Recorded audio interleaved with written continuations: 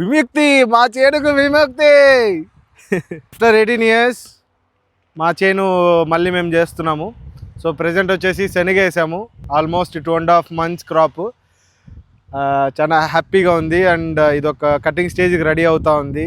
ఈ crop వేయకముందు fertilisers ఈ chemicals వాడారు కదా, సో దానికి ల్యాండ్ రెడీగా ఉందో లేదో అనేసి ఒక ప్రిపరేషన్ చేసాము. నవధాన్యాలు వేసి 2-3 feet హైట్ వచ్చిన తర్వాత దాన్ని రోటావీటర్ది వేసి భూమి కొంచెము మ్యాటర్ అనేది ఉంటుంది కదా ఫర్టిలైన్ పెంచడానికి. సో ఇవన్నీ ఏమవుతుందంటే భూమికి ఒక కంపోస్ట్ లాగా రెడీ అవ్వడానికి. అండ్ నేను మధ్యలో కొన్ని మాన్యూర్స్ కూడా చల్లాను. కొన్ని ఓల్డ్ వీడియోస్లో ఉంటాయి అవి. సో ఆ రోజు కూడా మనకి అర్థవామ్స్ అనేది మంచిగా ఫామ్ అయిపోయి ఉన్నాయి. ఒక్కొక్కటి నా అరచేయంత లెంత్ అండ్ పెన్సిల్ సైజులో ఉండింది.